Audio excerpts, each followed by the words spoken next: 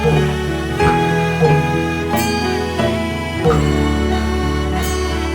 ာသနာအလင်းဆောင်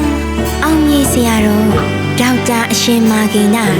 ဓမ္မစရိယအရှင်သူမြတ်အားအိန္ဒိယနိုင်ငံကလကတ္တာမြို့အပြည်ပြည်ဆိုင်ရာအရှိတိုင်းမွေနှင့်သုတေသနဆိုင်ရာတက္ကသိုလ်ကြီးမှ PhD ပါရဂူပွဲတစ်စိတ်တော်စက္ကန့်ပူဇော်ခြင်းအထိမ်းအမှတ်ဂုဏဝိသိချဂုဏ်ပြုပူဇာမင်္ဂလာပွဲသဘင်ကြီးအတွက်ဂီတဆာဆူကေတုဝင်းထုရေးသားဆက်ဆိုပြီးဒေးတန်ရှင်ကေတုဝင်းထုနှင့်ဒေးတန်ရှင်မိသက်ထားဆွေတို့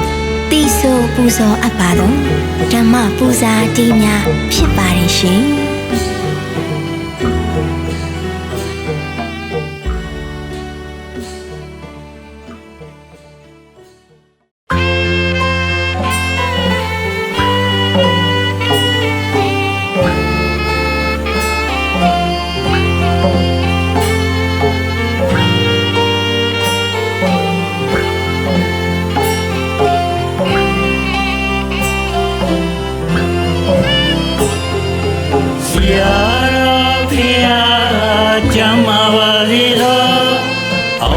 ဆရာတော်ဘုရားချမ်းသာပါစေသောဆရာတော်ဘုရားအသက်ရာကျော်ရှိပြောအောင်ကြီးဆရာတော်ဘုရား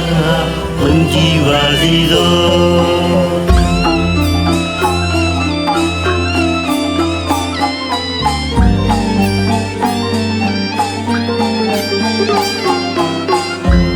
သုပတိပန္နောဘုရားတော်တန်ခါကုံတို့ဧကတိတို့တန်ခါတော်တောင်းတွင်မောင်ပါစေထူတဲ့ထီမြတ်မဟောသာသနာတော်အကျိုးထမ်းပူတဲ့အာဇာနည်တော်တောင်းတွင်မောင်ပါစေဖုန်တေစာထင်းလင်းထုတ်ခေါင်ကျော်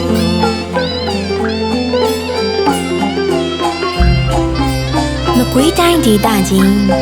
တောင်တွင်းကြီးမြို့နယ်စစ်တားအုပ်စုပိုးစာခင်းကြီးရွာနီခမဲတော်ဦးအောမဲတော်တော်ရွှေတို့ရဲ့မွေးချင်း6ယောက်ထဲမှာတာဦးရဏအဖြစ်မွေးဖွားတန့်စင်ခဲ့တဲ့သာသနာအလင်းဆောင်အောင်ကြီးဆရာတော်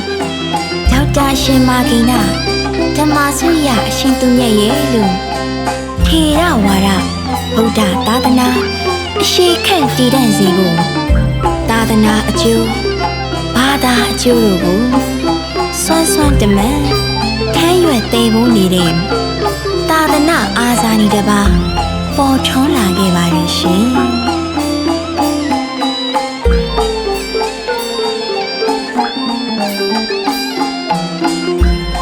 သုပတိပန္နော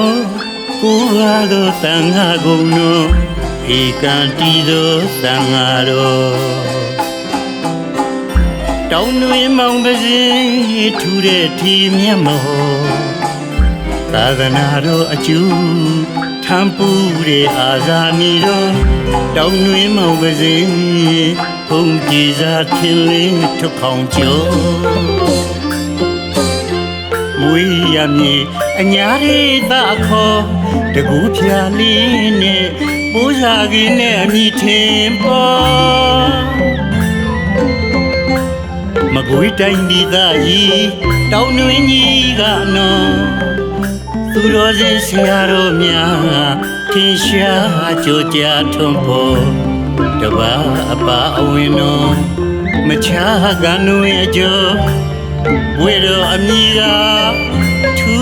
ရကဘာကျော်သာသနာအလင်းဆောင်အောင်မြင်ဆရာတော်ဒေါက်တာရှင်မာဂိနဓမ္မစရိယကျော်ဂုဏဝိသိထဂုဏ်ပြုပူဇာမင်္ဂလာပွဲသဘင်တော်ဆရာတော်ငယ်စဉ်ဘဝအစအိုးစာခင်းဆရာတော်ဗတ္တန္တပညိဏနှင့်စီပင်တာယာကျောင်းဆရာတော်အရှင်သီဝလိတို့ထံအခြေခံပညာသင်ယူကမြို့ကြီးနဂရာစာသင်နိုင်ကြီးများစွာမှာပညာသင်ယူကြိုးစားခဲ့ပြီးပရိယတ်စာပေများကို လေလာရင်အားထုတ်ရင်တီဗီလင်္ကာနိုင်ငံအိန္ဒိယနိုင်ငံထိုင်းနိုင်ငံတက္ကသိုလ်များမကျန်ပြည်ပနိုင်ငံများထိပညာသင်ယူကအမြင့်ဆုံးဘွဲ့များဖြစ်တဲ့ BAMA မကပါရဂူဘွဲ့ဒေါက်တာဘွဲ့ယူရန်ပြီးကျူစာသင်ယူခဲ့ရာသာသနာအလင်းဆောင်အောင်မြေဆရာတော်ဒေါက်တာအရှင်မာဂိန္ဒဓမ္မစရိယအရှင်သူမြတ်ဟာအိန္ဒိယနိုင်ငံကလကတ္တာမြို့အပြည်ပြည်ဆိုင်ရာအရှိတိုင်းအမွေနှင့်သုတေသနဆိုင်ရာတက္ကသိုလ်ကြီးမှ PhD ပါရဂူဘွဲ့တစ်စိတ်တော့စက္ကန့်လူရန်ချင်းခံရပါတယ်ရှင်မွေရမည်အညာရိတာခေါ်တကူဖြာလင်းနဲ့ပူဇာခင်းနဲ့မြည်ထင်ပေါ်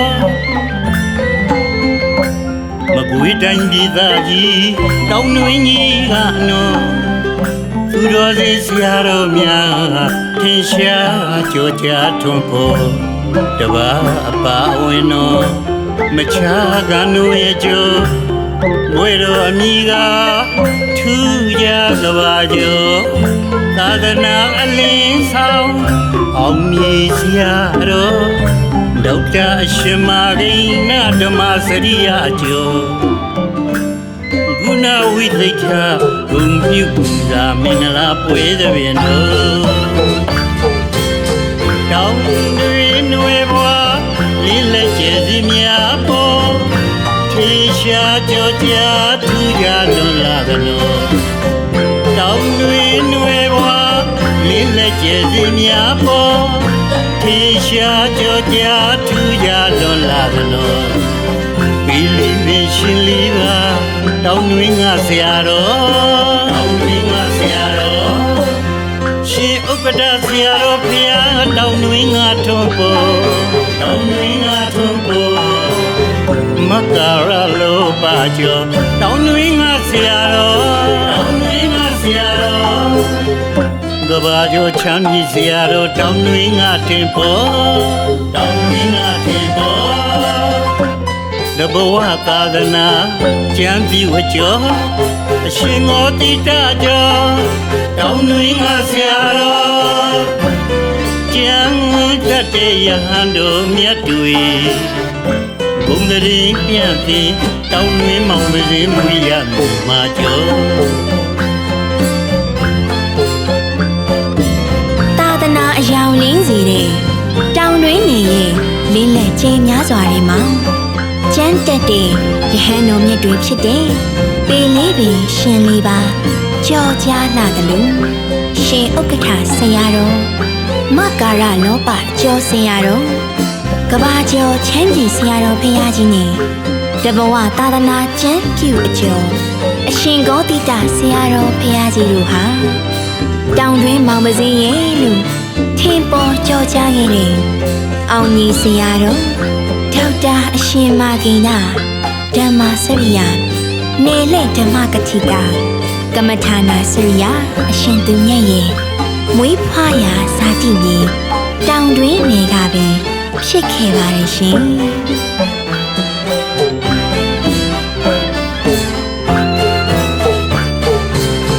တောင်းတွင်နွယ်ဘွားလင်းလက်ကျဲစီများပေါ်ထေရှားကြောကြားထူးကြလွန်လာသလိုတောင်းတွင်နွယ်ဘွားလင်းလက်ကျဲစီများပေါ်ထေရှားကြောကြားထူးကြလွန်လာသလိုဘီလီပင်ရှင်လီပါတောင်းတွင်ငါဆရာတော်တောင်းတွင်ငါဆရာတော်ရှင်ဥက္ကဋ္ဌဆရာတော်ဖျားတောင်းတွင်ငါထွန်းပေါ်တောင်းတွင်ငါထွန်းပေါ်မကာရလောပါကျော်တောင်းတွင်ငါဆရာတော်တောင်းတွင်ငါဆရာတော်ကဘာကျော်ချမ်းမြေဆရာတော်တောင်းတွင်ငါထင်ပေါ်တောင်းတွင်ငါထင်ပေါ်တဘဝသာသနာကျမ်းပြုအကျော်အရှင်ငေါတိတကျော်တောင်းတွင်ငါဆရာတော်ကျမ်းတတ်တဲ့ယဟန်တို့မြတ်တွေဘုံတရင်ပြန့်ပြီးတောင်းတွင်မောင်မစင်းမွေရမြေမှာကျော်